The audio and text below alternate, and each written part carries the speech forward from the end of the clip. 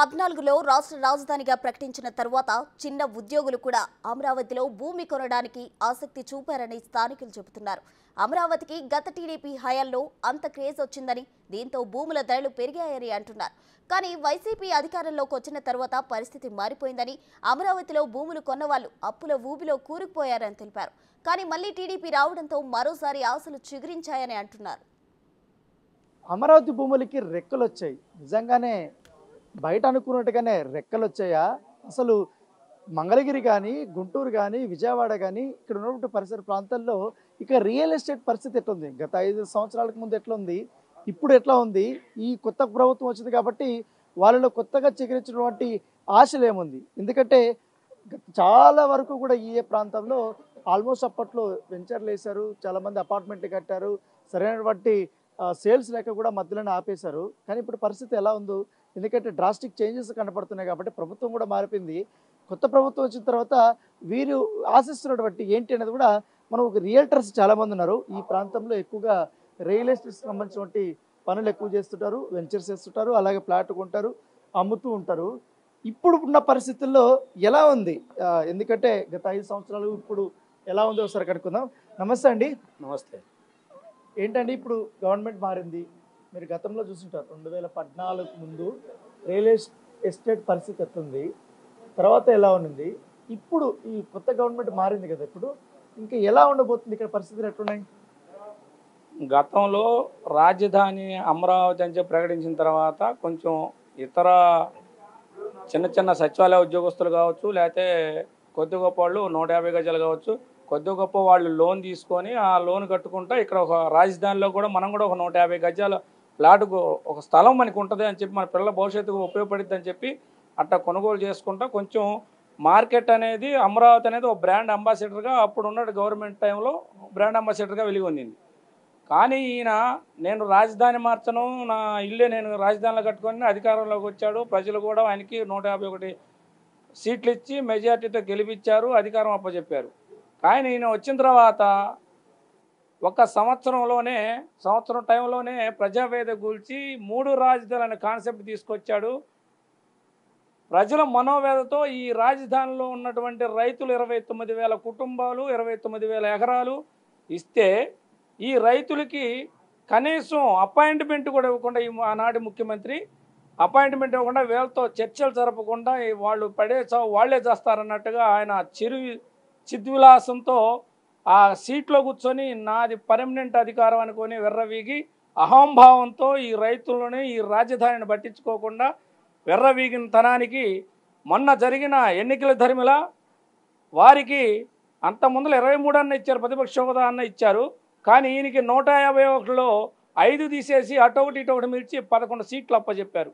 కానీ ఇప్పుడు ఈ అమరావతి రాజధాని మీద పాదయాత్రలు చేశాం. ప్రజల్లో మన రాష్ట్రానికి రాజధాని లేదు అనేది ప్రతి ఒక్కరికి బాధ ఉంది, ఎంతో కొంత బాధ. కానీ ఆ జగనాసురుడి కబంధ అధికార రౌడీజం కింద ఎవరందరికీ వాళ్ళు బయటికి రాకుండా ఓటు అనే రూపంలో వారికి వ్యతిరేకంగా తీర్పిచ్చారు. ఇప్పుడు ఉన్నటువంటి ప్రభుత్వం, ఈ కూటమి ప్రభుత్వం, ఎందుకంటే మాకు ఇప్పుడు రాజధాని రైతులకు కూడా ఒక ధైర్యం వచ్చింది. ఏంటంటే డెవలప్మెంట్లో చంద్రబాబు నాయుడు గారు ఉన్నారు, అట్నే పవన్ కళ్యాణ్ గారు అమరావతి మొదటి ప్రాధాన్యత అన్నారు. ఈ అన్ని డెవలప్మెంట్ కావాలంటే కేంద్ర ప్రభుత్వ సహకారం కావాలి. ఈ కేంద్ర ప్రభుత్వ సహకారం కావాలి కాబట్టి నరేంద్ర మోడీ గారు ఇండియా గవర్నమెంట్లో భాగస్వామ్యం అయ్యారు కాబట్టి ఈ అమరావతి రాజధాని అనేది మొదటి ప్రాధాన్యతగా తీసుకొని డెవలప్మెంట్ చేస్తారని ఇక్కడ రైతులు ఆనంద సంబరాల్లో మునిగిపోయారు. అలానే ఈ 5 సంవత్సరాలు ఇక్కడ ఒక ప్లాట్ కొనడానికి ఒక్క వ్యక్తి కాదు కదా, ఎవరు ఒక సంస్థ కానీ కొన్న ధర్మనాలు లేవు.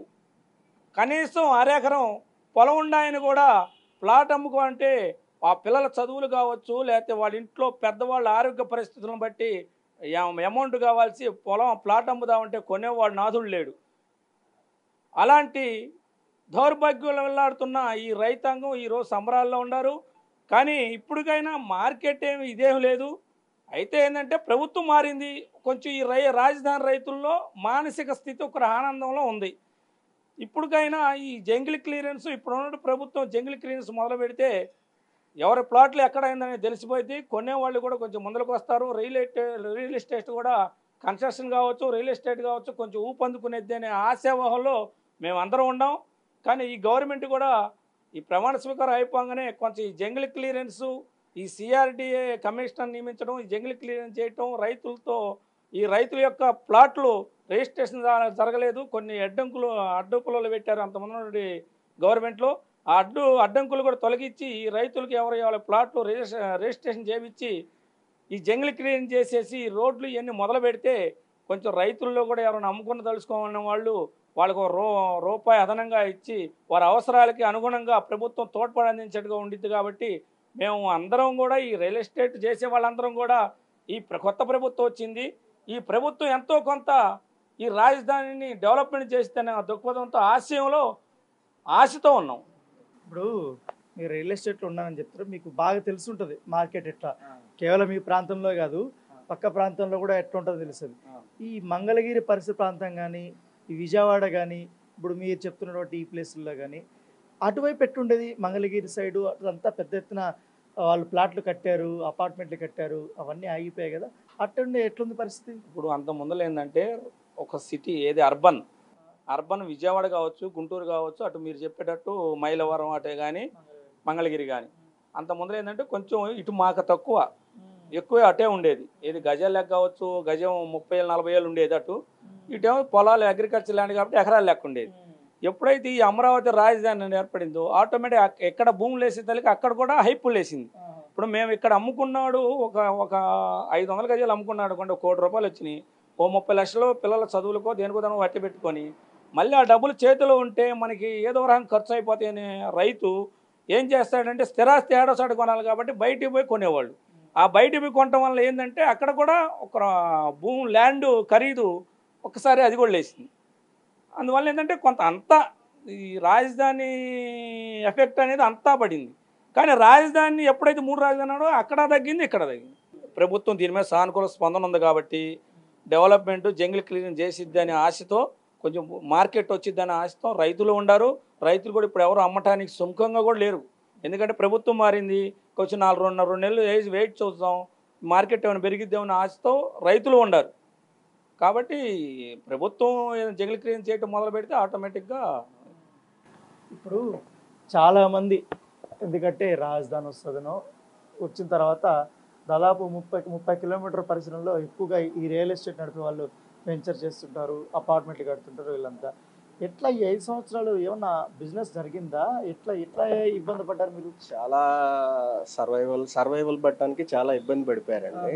ఇప్పుడు గవర్నమెంట్ మారటం అనేది చాలా సుపరిణామం.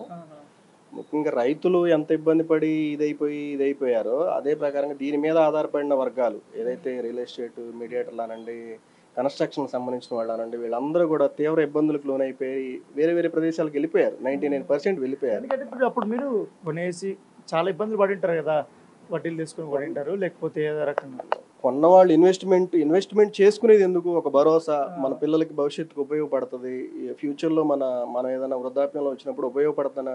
ఇప్పుడు ఏంటంటే ఆ భరోసా అనేది లాస్ట్ 5 yearsలో ఇన్వెస్ట్మెంట్ చేసిన వాళ్ళు అందరూ కోల్పోయారు.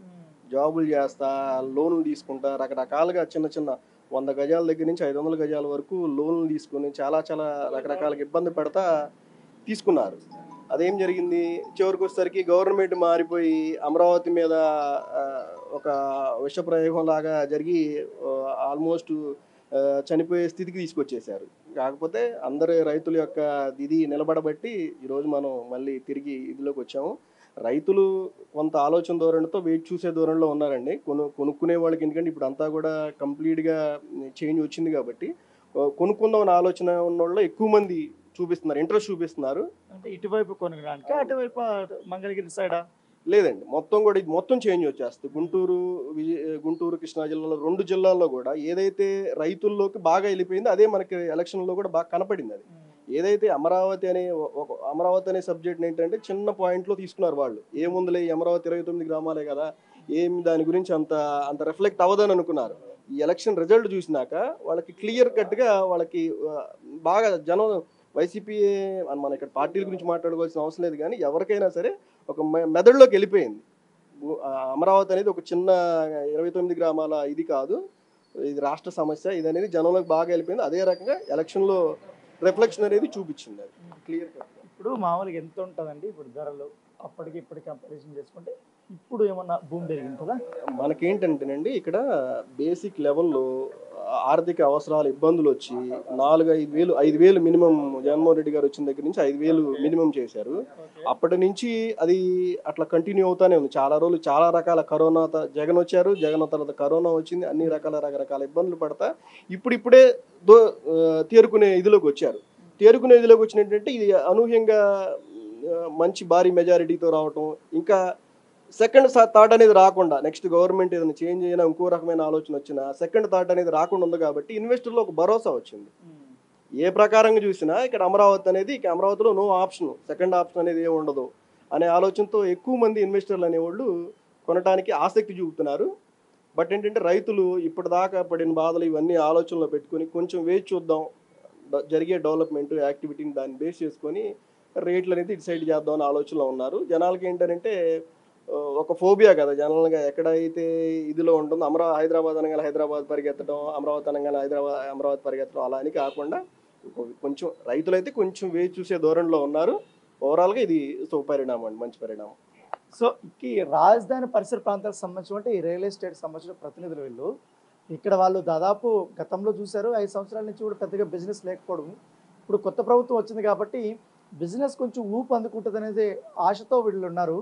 సో రేట్ల విషయానికి వస్తే గతంతో పోల్చుకుంటే దాదాపు గజం అప్పుడు 40,000 దాకా కూడా అమ్మారు, ఇప్పుడు ఆ పరిస్థితి లేకుంది.